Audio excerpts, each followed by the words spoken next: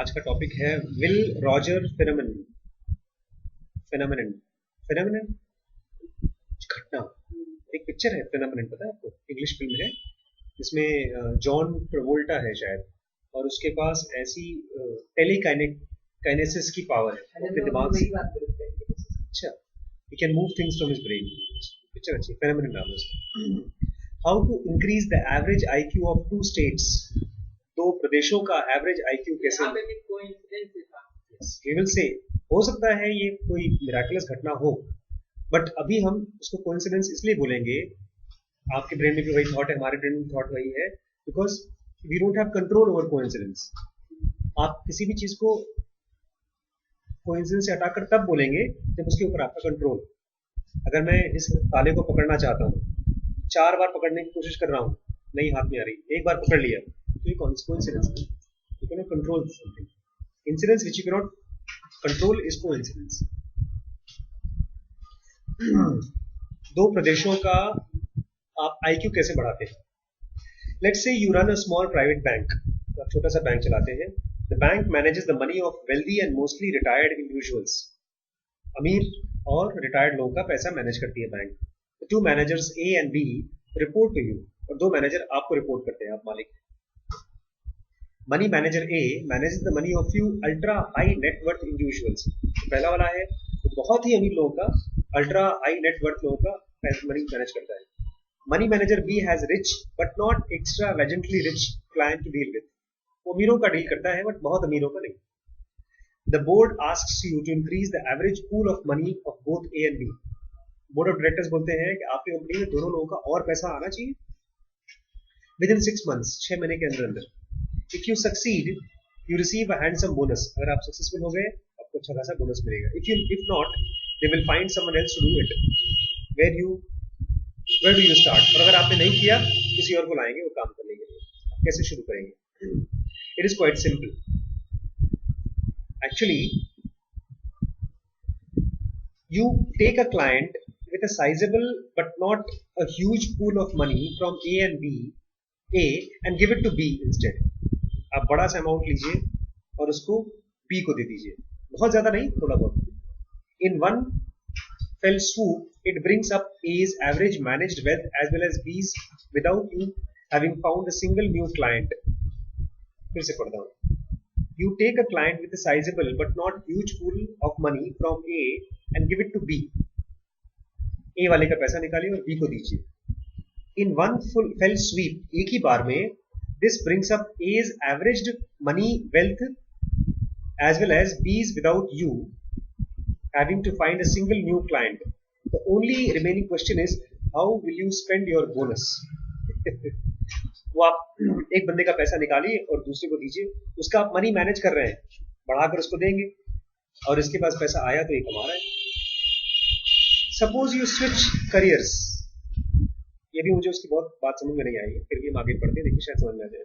Suppose you switch careers and are now in charge of 3 hedge funds that invest primarily in private held companies. hedge मतलब जानते हैं?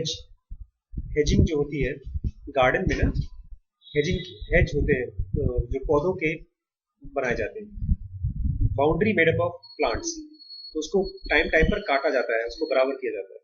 ऐसी कंपनियों में hedge fund companies होती है, इसमें से जब एक्स्ट्रा पैसा आता है तो उस पैसे को निकालकर कहीं और यूज किया जाता है। हेज फंड तो बोल रहे हैं 3 हेज फंड कंपनीज हैं और आप उनके आप काम कर रहे हैं। Fund A has sensational returns. जो फंड ए है उसमें बहुत पैसे आ रहे हैं। Fund B is a mediocre and fund C is a miserable company. Fund B mediocre है और फंड सी मिजरेबल है। You want to prove yourself to the world so that what's your master plan. अब आप दिखाना चाहते हैं दुनिया को हम कमा रहे हैं, कैसे आप करेंगे? You know how it works now. अब तुम्हें पता है क्या करना है। क्या करना है? जो ज्यादा पैसे कमा रहा है उसमें से निकालो, जो कम कमा रहा है उसको दो, इसका पैसा मैनेज हो रहा है, उसका पैसा बढ़ रहा है। You know how it works. You move a few of A's share to B and C, picking exactly those investments that have been pulling A's average return, but which will be still profitable to 45 B and C. मतलब ऐसा कुछ कोई business idea जो ए का है, बहुत ज्यादा profit नहीं बना रहा है, लेकिन वो बी और सी के लिए तो बड़ा होगा, ऐसे कुछ करें. In no time all three funds look much healthier. तीनों फंड्स हेल्दी हो जाएंगे. And because the transformation happened in house, you don't incur a single फी. और चूंकि आप अपने ही कंपनी में यहाँ से वहां डाल रहे हैं, तो आपको फीस भी नहीं पे करनी पड़ेगी.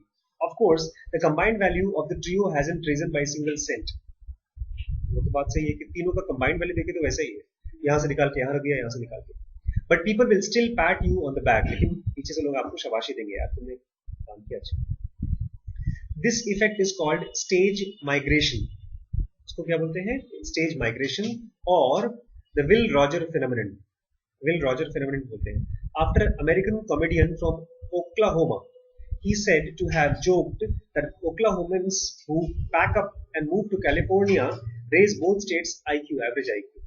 Since we rarely recognize such scenarios, let's drill the Will Rogers phenomenon to anchor it in your memory. होता है, अगर आप लखीमपुर से लखनऊ चले जाइए, तो लखनऊ की भी एवरेज IQ बढ़ जाती है और लखीमपुर की भी, क्योंकि लखीमपुर के अच्छे थे, वहां चले गए लोग. यहाँ से गए इसका मतलब अच्छी जगह थी, तो वहां से आए हो तो मित्र इंटेलिजेंट, तो वहां पर अच्छे लोग होते होंगे, वहां की IQ बढ़ गई. और लखनऊ में गए हो अच्छे IQ, तो वहां पर बढ़ गई.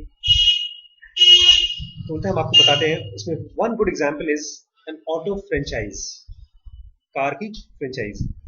Let's say you take charge of 2 small branches in the same town with a total of 6 salesmen. दो स्मॉल ब्रांच ली एक ही शहर में, टोटल कितने सेल्समैन है? 6. Number 1, 2 and 3 in branch A, number 5, 4, 5 and 6 in branch B. On average, salesman number 1 sells 1 car per week. पहला वाला एक car. Salesman 2 sells 2 sales. Salesman and number 2 sells 2 cars per week. दूसरा वाला 2 car per week. And so on up to sales number 6 who ships 6 cars each week. With a little calculation, you know that branch A sells 2 cars per salesman. 1, 2, 3, 3 और 2 4 और 3 2 5 और 1 6, तो 2 cars per week बिक रही है. With a little calculation, whereas branch B is far ahead with average of 5 cars per salesman per week. You decide to transfer salesman number 4 to branch A. आप उसको यहाँ ले आए. What happens? Its average sales increases by 2.5 units per person बढ़ गई. And branch B, it consists of only 2 salesmen, 5 and 6. Its average sales increased by 5.5 per person. क्योंकि वो ज्यादा अच्छा काम करते थे ना, तो वो दोनों का एवरेज बढ़ गया, लोग कम हो गए. Such switcheroo strategies don't change anything overall. इससे पूरे बिजनेस में फर्क नहीं पड़ा, but they create an impressive illusion. इससे एक बड़ा अच्छा illusion create हो जाता है. For this reason, journalists, investors, and board members should be on special alert when they hear of raising average in companies, departments, cost centers, or product lines. इसलिए आप कभी किसी कंपनी के मालिक हैं और आपको समझ में आ रहा है कि वो एवरेज IQ बढ़ गई, एवरेज इनकम बढ़ गई किसी कंट्री की, किसी कंपनी की, या तो आपके कान खड़े हो जाने चाहिए. तो ऐसा तो नहीं क्या यहाँ से वहां से रख दिया. Particularly deceitful case of Will Rogers phenomenon is found in medicine. दवाइयों में होता है ये. Tumors are usually broken down into 4 stages. कोई भी ट्यूमर 4 स्टेज में डिवाइड किया. The smallest and the most treatable ones are classified as stage 1. जो stage 1 में आप उसको आराम से क्योर कर सकते हैं. The worst are rated as stage 4. Their progression gives us the term stage migration. एक स्टेज से दूसरी स्टेज में जब जाती है उसको बोलते हैं stage migration. The survival rate is highest for stage 1 patient and lowest for stage 4 patient. ठीक है. Now every year new procedures are released and on the market and allows more accurate diagnosis. नई मशीनें आ रही तो आप ज्यादा accurate कर सकते हैं कौन से स्टेज में है. These new screening techniques reveal minuscule tumor that no doctors ever noticed before. The result, patients were enormously diagnosed as healthy before are now counted as stage 1 patients. पहले healthy थे, अब stage 1 में आ गए. The addition of relatively healthy people into stage 1 group increases the group average life expectancy. Great medical success. Unfortunately not. Near stage migration. हम लोगों को लगेगा ये तो बहुत बड़ी चीज है, लेकिन केवल stage migration. Intention to treat error, law of small number. ये दोनों इसमें आते हैं. लखीमपुर में जब हम आए थे तो हमारी जो कंपनी है उसका सबसे बड़े कंपटीशन पता है किसका है? चंदन का कंपटीटर सबसे बड़ा कौन सा है लखीमपुर में? चंदन से भी पहले चलता था.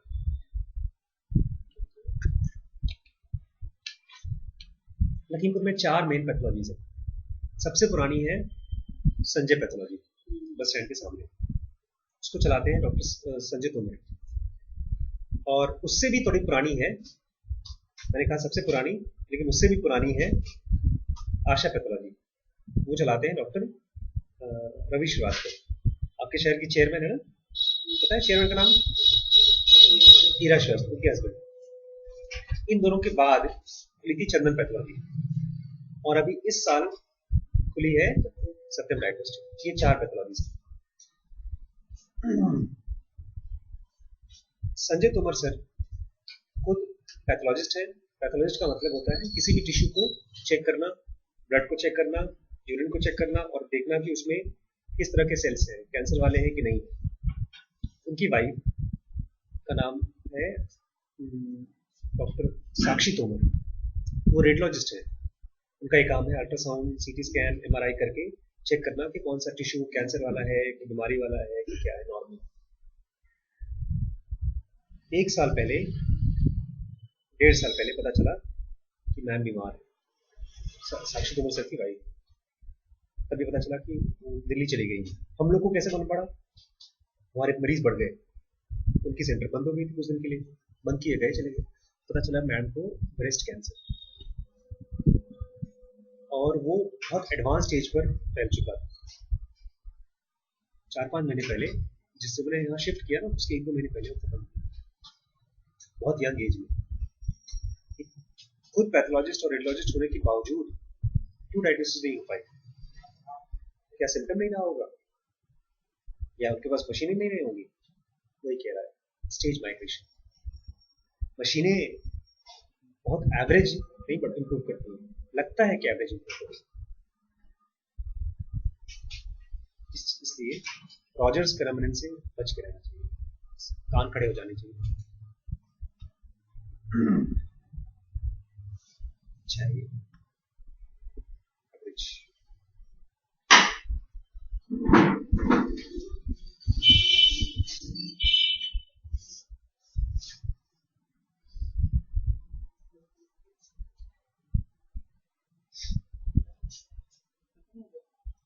इतना ही है आज का छोटा सा था. एक और कर ले. आप क्वेश्चन पूछ लीजिए.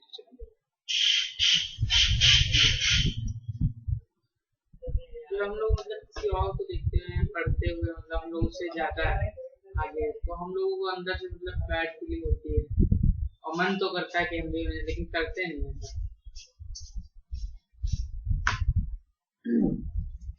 क्वेश्चन ये है कि जब हम किसी और को देखते हैं हमसे अच्छा कर रहा है पढ़ाई में या करियर में, तो हम लोग को भी लगता है कि वैसा हो हमारे साथ, लेकिन हम हमारे मन में वैसी मेहनत करने की इच्छा नहीं आती.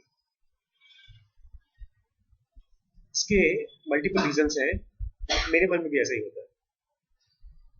आपको मैंने बताया मेरा एक दोस्त है एमबीबीएस, तो दिल्ली में हॉस्पिटल खोल रहा है. अभी क्या हुआ, कुछ दिन पहले मैं दिल्ली गया था और एक लड़का है डॉक्टर नितिन, उस जिस समय मैं एमडी कर रहा था उस समय मैं एमबीबीएस कर रहा था. उसके बारे में जो सबसे ज्यादा मुझे ऑब्वियस घटना याद है वो ये कि एक दिन उसने मुझे फोन किया हॉस्टल में, भैया भैया जल्दी आप हॉस्टल के नीचे आ जाइए. क्या हुआ नितिन? उसने कहा भैया वो टैक्सी का भाड़ा देना है, पैसे नहीं है, पैसे लेके आ जाइए नीचे. मेरे बगल में उसका रूम था. और हम लोग की दोस्ती कैसे हुई थी, जब वो हॉस्टल बदल रहा था तो अपना सामान 6th फ्लोर पे पहुंचा रहा था, तो मैंने उसको हेल्प कर दिया था सामान पहुंचाने. तो मैंने उसको फिर पैसे दिए, मैंने उसको डाटा दी, तुम्हारे पास पैसे खत्म हो गए बिल्कुल, क्या पॉकेट चोरी हो गई क्या? उल्टा नहीं किया, वो पापा पैसे डालने वाले थे अकाउंट में, पापा ने डाला नहीं, अगले हफ्ते डालेंगे, तो भी पैसे खत्म हो गए. फिर मैंने उसको समझाया तो पापा से तब पैसे मांगा करो जब तुम्हारे पास कम से कम हफ्ते 10 दिन 15 दिन महीने भर का बजट एक्स्ट्रा हो, तभी मंगा लिया करो. तो ऐसी नौबत नहीं आएगी। कुछ दिन पहले मैं उसको फोन किया, मिलने गया उससे, तो बड़ा सा हॉस्पिटल लिखा, कब से जॉब कर रहे हैं? मैं जॉब नहीं कर रही भैया, मेरा अपना हॉस्पिटल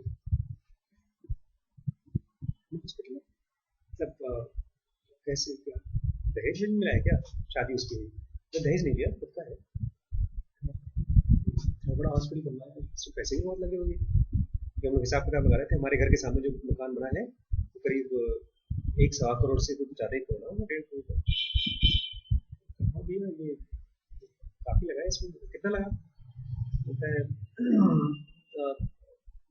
15.25 करोड़ लोन लिया। उसको देखा तो मुझे भी लगा है मेरा क्यों नहीं ऐसा हुआ। हम लोग की जो प्रोग्रेस होती है वो हमारी IESM और ढेर सारे ब्रेन के सेंटर्स का एक रिजल्ट होती है। जो आदमी जो सक्सेसफुल हो रहा है, किसी भी जगह पर पहुंच रहा है, उसकी स्पीड, उसकी ग्रोथ, उसके माइंड और बॉडी के कॉम्बिनेशन का रिजल्ट होता है। हमारी डिजायर उसका रिजल्ट नहीं होती। वो आदमी जो डिजायर कर रहा है वही हो सकता है हम भी डिजायर करते हो, लेकिन जिस इंटेंसिटी से वो डिजायर कर रहा है उस इंटेंसिटी से हमारी डिजायर नहीं है। और मामला सब ये है कि किस इंटेंसिटी से आप किसको चाहते हैं। तो अगर आपके क्लास में एक बच्चे को 90% आता है और आपको केवल 70% आ रहा है, तो आपको खराब क्यों लग रहा है? क्योंकि आपकी डिजायर तो है 90% पाने की, लेकिन आपकी डिजायर 90% के लायक मेहनत करने की नहीं होती। इसलिए आप जब बुक खोलते हैं तो नींद आ जाती है। तो करें क्या? क्वेश्चन ये है ना। उस केस में मैंने अपना एक सोल्यूशन खोजा है जेन योगा से। जेन योगा एक टर्म यूज करता है, शायद आप लोगों ने सुना हो, उसका नाम है रिजल्टेंट इंटेंसिटी। सुना है कभी? उसमें बहुत बार आता है। रिजल्टेंट इंटेंसिटी होता है किसी भी आदमी की बॉडी और माइंड का एनर्जी लेवल। जेन योगा ये कहती है कि हर आदमी का या तो पॉजिटिव रिजल्टेंट इंटेंसिटी होता है या तो नेगेटिव। अगर बहुत स्ट्रॉन्ग इंटेंसिटी है और वो नेगेटिव है तो वो आदमी बहुत खतरनाक बनेगा, और वाइस वर्सा अगर पॉजिटिव है तो बहुत सक्सेसफुल और अच्छे अच्छे काम करेगा। ये बढ़ती और घटती कैसे है? ब्रीदिंग से। आपकी ब्रीदिंग रेट अगर घटती जा रही है उससे आपकी वो है बेटा, जरूर है छवि यहाँ पर ही दीजिए, बताता हूँ उसमें वो टॉपिक ही पढ़ के सुनाता हूँ तो उसे मालूम पड़ जाएगा।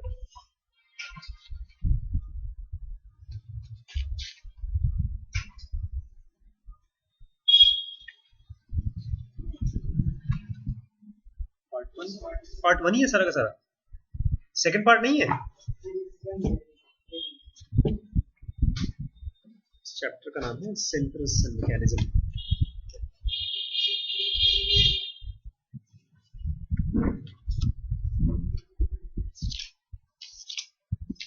ये आपके क्वेश्चन का ही आंसर दे रहा हूं मैं, ठीक है?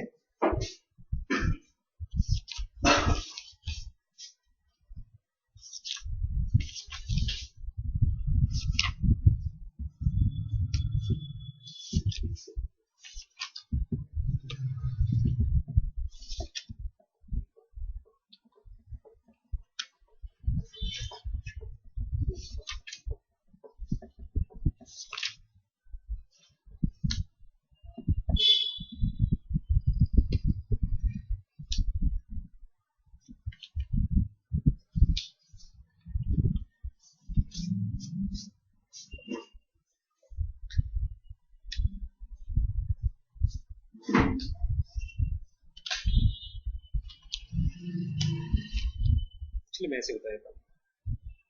इसमें रिजल्टेंट इंटेंसिटी किसी भी आदमी की बढ़ती है घटती कैसे?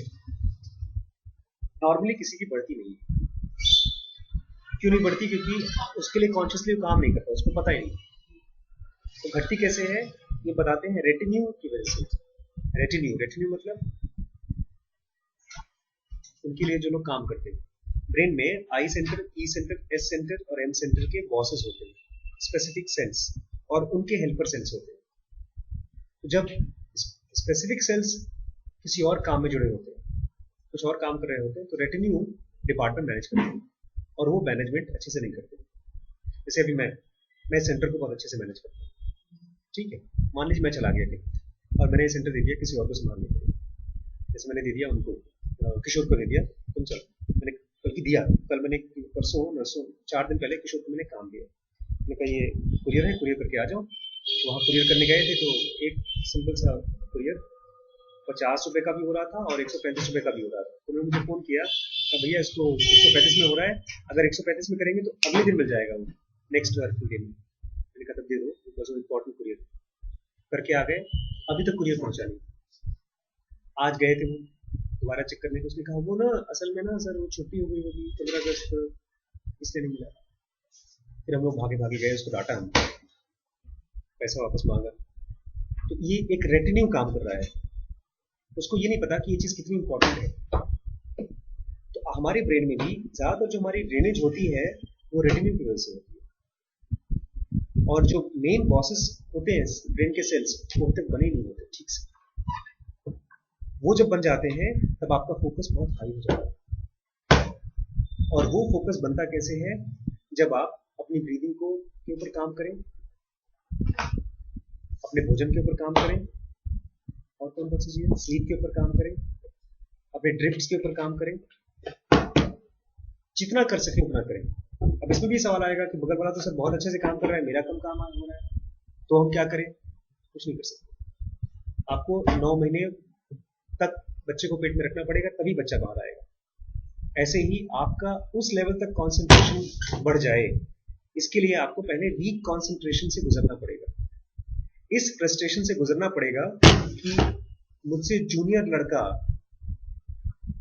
मुझसे तेज आगे बढ़ गया। फिर अब मैं क्या कर रहा हूँ पता है, मैं दिल्ली जाता हूँ तो उससे मिल के आऊंगा, मैं कहूँगा यार मुझे भी अपने साथ रख ले। बिजनेस में कहा जाता है कि जो आगे निकल गया उसकी पूंछ पकड़ के निकलो। तो अगर आपके सामने कोई बच्चा है जो आपसे भी अच्छे नंबर पा रहा है, उससे दोस्ती करो, उससे मिलो, उससे बात करो, उससे ट्रिक्स लो। उससे भी अच्छा कोई मिले तो उससे मिलो। पॉइंट ये नहीं है कि वो आपसे अच्छा है और आपको उससे अच्छा बनना है, पॉइंट ये है कि मुझे अच्छा बनना है। और पेशेंटली जब तक आप अच्छा ना बन जाओ तब तक जहां जहां अच्छे हैं उनके पास रहो, उनसे जुटे रहो। इसमें हम लोग संगत का असर बोलते हैं। अगर आप अच्छे लोगों के साथ रहेंगे तो अच्छे बनेंगे, कम अच्छे लोगों के साथ रहेंगे तो अच्छे लोग बनेंगे। तो आपके सामने अगर तेज नंबर पा रहा है और आपको फ्रस्ट्रेशन आ रही है, तो ये मौका भी तो है कि आपके क्लास में एक ऐसा लड़का है जिसके साथ आप जाके बात कर सकते हैं और वो आपको ये देगा। जब मैं रिम्पी से मिला पहली बार और वो मुझसे शादी के लिए राजी हो गई, तो मुझे लगा यार मेरी तो एक अच्छी चीज हो गई। एक लेकिन बहुत लोग नहीं बताते हैं क्या। आपको पूछना नहीं है उनसे, आपको केवल उनको ऑब्जर्व करना है। जब उनको बार बार ऑब्जर्व करेंगे, भगवान कृष्ण गीता में कहते हैं जिसको आप बार बार देखते हो वैसे बनना शुरू हो जाते हो। केवल देखने मात्र से उसको देखेंगे, उसकी हैबिट्स को देखेंगे, उसकी बातचीत करने के तरीके को देखेंगे, उसकी कॉपी देखते रहेंगे। सवाल उसको खुद भी नहीं मालूम है कि मैं कैसे इतना पढ़ लेता हूं, लेकिन उसको देखते देखते हैबिट आपके अंदर आना शुरू हो जाएगी। अब मैं जाऊंगा तो नितिन बताएगा नहीं मुझे कि किस तरह से इतना बड़ा बिजनेस किया, उसको देखूंगा मैं। अल्ट्रासाउंड हम लोग कैसे करते हैं, यस हम लोग डॉक्टर कैसे बनते हैं पता है, हम खाली देखते हैं सीनियर डॉक्टर क्या कर रहा है, देख देख कर सीख जाते हैं। और अक्सर ये होता है कि हम सवाल पता है क्यों पूछते हैं, वो सवाल इसलिए पूछते हैं हम लोग ताकि हम इम्प्रेस करें। क्लास में तो अक्सर इसलिए सवाल पूछते हैं टीचर को। जेन्युइन अगर सवाल है आप, और आपके सवाल कैसे है, आपके सवाल ये है कि हम इनसे अच्छे नंबर कैसे पाएं, या आपके सवाल ये है कि ये टॉपिक मुझे और अच्छे से कैसे आ जाए। क्योंकि उसको जो नंबर अच्छे आ रहे हैं वो तो किसी टॉपिक की क्लैरिटी से आ रहे हैं, और वो टॉपिक आपके पास अब तो बहाना ही नहीं है। तो गूगल आने के बाद कोई बहाना नहीं। इसका मतलब ये है, अभी मेरे क्वेश्चन ये है कि मैं उससे आगे कैसे बढ़ जाऊं। हमारे क्वेश्चन होने हैं कि मेरे कौन कौन से टॉपिक हैं जो कमजोर है और उनको मैं कैसे सोल्यूशन खोज सकता हूँ, उनको मैं उनके ऊपर क्लैरिटी कैसे पा सकता हूँ। और ये कब और डिजायर करेगी उन वीक टॉपिक को समझने के लिए, पता है, जब आपकी रिजल्टेंट इंटेंसिटी और बढ़ती जाएगी बढ़ती जाएगी बढ़ती जाएगी। जैसे मैं पिछले 10 दिन से मैं बहुत कंफ्यूज है किसी प्रॉब्लम के लिए, तो मेरा आज सुबह सुबह उसका आंसर आया सपने में। क्वेश्चन था, आंसर बाहर से कोई पूछने वाला है ही नहीं, किससे पूछूं मैं? पापा को फोन किया, सीनियर्स को फोन किया, लोगों दोस्तों को कॉल किया, बहुत दोस्तों को कॉल किया, फिर फाइनली मुझे उसका आंसर आज समझ में नहीं आया। अगर आपका जेन्युइन क्वेश्चन है उसका आंसर भी मिलेगा, but that question should be जो आपको आगे लेके जाए। जैसे मुझे जो जुनूबा मिली है, तो लेकिन बहुत बार तो यही आता है ना कि कब तक हम लोग अच्छे जाएंगे, कब तक। ये इम्पेशंस है बेटा, मतलब समझिए, अगर हम जल्दी पहुंचना चाहते हैं कहीं पर, इसका मतलब ये है कि हम वहां पहुंचना नहीं चाहते, हम जल्दी पहुंचना चाहते हैं कहीं जगह पर पहुंचना। एक बंदा है, उसका नाम था त्रिलंग स्वामी, नाम सुना है आपने? मैंने बताया था ना। त्रिलंग स्वामी और महावीर, महावीर का नाम सुना है? ये दो ऐसे बंदे थे जो सबसे ज्यादा रिस्पेक्टेड बंदे हैं स्पिरिचुअलिज्म में। और रीजन ये है, इन्होंने संन्यास तब लिया जब इनकी पूरी फैमिली, इन्होंने शादी की, बच्चे पैदा किए, बच्चों को बड़ा किया, तब शादी के समय जाना चाहते थे तो बच्चों ने बोला कि नहीं, पापा ने बोला कि नहीं नहीं पहले शादी वादी कर लो, हम हमारा देखभाल कौन करेगा। फिर बूढ़े हो गए, उनके माँ बाप मर गए, फिर बच्चे पैदा हुए, बच्चों की देखभाल की। जब बच्चे भी पूरी तरह से ग्रो हो गए, उसके बाद बुढ़ापे में जाकर संन्यास किया, 60-70 ईयर्स की एज में संन्यास किया। रंग गोस्वामी ने 70-80 साल की उम्र में गए, संन्यास किया, ऐसा मैंने पढ़ा है, सच्चाई क्या है। और उसके बाद भी 20 साल तक संन्यास किया, और कहते हो जिंदा रहे करीब 350-400 साल तक। तो इन पेशेंस को भी आपको पूछना पड़ेगा कि इस बंदे से मैं अच्छा नंबर पाना चाहता हूं। और जब ये सवाल आता है कब तक, इसका मतलब ये है कि आपने अपने ब्रेन में एक इमोशनल रेटिन्यू को पकड़ लिया। कौन सा है वो? इम्पेशंस। जब आपके टेम्परेचर 100 डिग्री हो जाएगा तो पानी गर्म हो जाएगा, तो जब वो गर्म हो जाएगा तो पानी भाप बनेगा ही बनेगा। इसका जवाब नहीं है कि साल में, कि 2 साल में, कि 3 साल में। जब मैं 3 स्टेप करूंगा रेगुलरली, मेरी बॉडी की चार्ज बढ़ेगी, रिजल्ट इंटेंसिटी बढ़ेगी, तो ऑटोमेटिकली मुझे चीजें जैसे 10 साल पहले थी वैसी अब नहीं रहेगी, अब नहीं है, और ऐसे आगे नहीं रहेगी। आपके जो थॉट्स हैं उनसे पहले आप फ्री होइए। वो कौन से थॉट्स हैं? कब तक वाले थॉट्स। एक नेगेटिव इमोशन जो आपकी एनर्जी खर्च कर रही है, आपकी किताब सामने रखी हुई है, लेकिन दिमाग में थॉट क्या आ रहा है? यार वो फिर से अच्छे नंबर आ जाएगा। ये दिमाग का जो थॉट है, यही बेसिकली आपका ड्रेनेज है, इसी को तो पकड़ना है। और इसको आप ऐसा नहीं कर सकते कि बटन दबा दिया और खत्म हो गया। इसको आप, जैसे छोटे बच्चे का सुसु का कंट्रोल आता है, एक दिन में आता है नहीं आता, इसको 4-5 साल लग जाते हैं। ऐसे ही आपको ये समझ लीजिए, आपका ब्रेन बार बार सुसु करता है बिना चाहे। इसको कंट्रोल जब आप करते रहेंगे करते रहेंगे करते रहेंगे करते रहेंगे तो रुक जाएगा।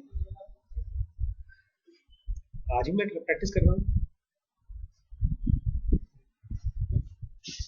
अगर फिर से मुझसे पूछिए लेकिन कब तक सर, कम से कम इतना तो हो गया आपके मन में, यहाँ तक तो सवाल आया कि आप बैठ करके क्वेश्चन पूछ रहे किसी से। और बहुत से बच्चे क्वेश्चन नहीं पूछ रहे, आराम से बैठे 3G में अपना बैठ के यूट्यूब के टाइम पास गाने सुन रहे। You have to learn to walk with balance, to run. You have to run, you have to run fast. Yes sir, learn to walk, walk without falling. Zen में कहावत है, if you want to do something quickly, do it slowly। अगर आप धीमे धीमे करेंगे तो उसमें मिस्टेक्स की चांसेस कम होते हैं। और स्लोली इसलिए भी करिए ताकि आपका उस एक्टिविटी को करते करते कंसंट्रेशन बढ़े, ड्रिफ्ट्स कम हो। जो भी एक्टिविटी है छोटी छोटी चीजों में धीमे धीमे करिए। जितना जल्दी आपको करना है उतना ही धीमे धीमे करिए। अगर आप 2 साल में अमीर बनना चाहते हैं तो आप 20 साल का प्लान लेके चलिए।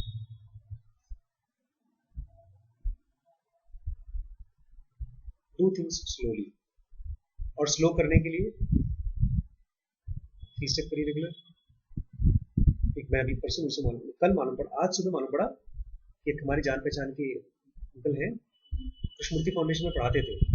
उससे पहले कहीं गवर्नमेंट जॉब करते थे, उनके बच्चे बच्चे बड़े हो गए तो उनकी वाइफ है शायद अपनी सारी एफडी सब वाइफ के नाम करके कृष्णमूर्ति फाउंडेशन में आकर के वो पढ़ाते थे।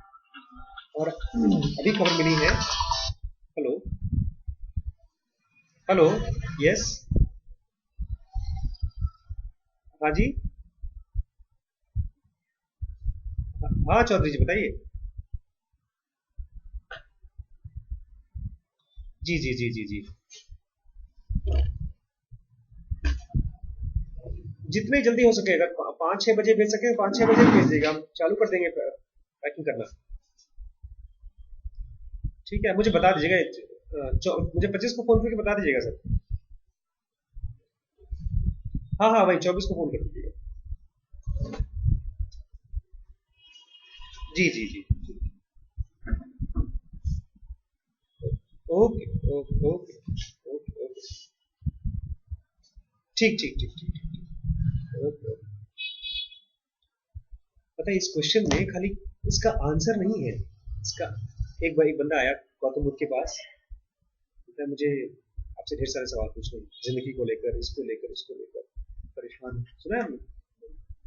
मैंने कहा ठीक है, सवाल के जवाब मिलेंगे तुम्हें, लेकिन उसके लिए तुम्हें 1 साल मेरे साथ रहना पड़ेगा। पहले 1 साल रहो, जो जो चीज़ मैं तुमसे बोल रहा हूँ उसको करो, उसके बाद अगर तुम मुझसे पूछोगे तो सवाल का जवाब दो। 1 साल पहले तुम मुझे दो। बगल में उनका एक पुराना शिष्य था, बैठा हुआ था, जोर से हंसा, जो सवाल अभी पूछ लो, 1 साल बाद सवाल वाल नहीं बचेगा तुम्हारे पास। तो जो आपकी क्वेश्चन आ रही है ना, ये आपके अपनी जो प्रेजेंट लेवल है उसको एक्सेप्ट नहीं करने से आ रही है। चाहे वो फाइनेंशियल स्टेटस है उसको एक्सेप्ट नहीं कर रहे हैं आप, पढ़ाई का जो स्टेटस है उसको एक्सेप्ट नहीं कर रहे हैं आप, जो है उसको पूरी तरह से एक्सेप्ट करिए कि मैं ये हूँ और ये मेरी स्पीड है, और ये स्पीड बहुत धीमे धीमे बढ़ेगी। अगर मैं आज नितिन से ज्यादा डरा हुआ हूँ तो मैं आज डर खत्म नहीं कर सकता, आज के आज जाकर के मैं 15 करोड़ का लोन नहीं ले सकता। उसकी कंडीशन क्या थी, उसके पिताजी ने उसको 2.5 करोड़ रुपए दे दिया था फ्लैट बेच करके। मैं नहीं चाहता मेरे पिताजी का फ्लैट बेच करके 2.5 करोड़ ले, मेरे पिताजी के पास है भी नहीं 2.5 करोड़ का फ्लैट। तो मुझे एक्सेप्ट करना पड़ेगा कि मैं कहाँ पर हूँ। एक आदमी पहाड़ के ऊपर है, एक आदमी पहाड़ के बीच में, एक आदमी पहाड़ के नीचे है।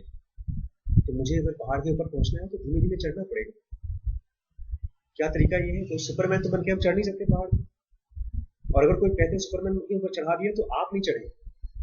इसलिए ज़ुनोगा कहती है हर आदमी को अपनी फ्रीडम खुद ही खोजनी पड़ेगी, किसी और से फ्रीडम मिली तो भीख की फ्रीडम होगी, छीन भी सकती है कल को। You have to carve your way. Spiritual path is a path which is designed by yourself. आप अपने हाथ से बनाते हैं, ऐसा नहीं होता कि रास्ता बनाए और कोई बता दे बेटा इस पर जाओ पहुंच जाओ। आपको इसको अपने आप ही बनाना पड़ेगा। It's like carving your self. जैसे लकड़ी को कार्व किया जाता है, ऐसे खुद को कार्व किया जाता है। मैं आपको वीडियो दिखाऊंगा, बहुत इंटरेस्टिंग वीडियो है, समझ में आएगा।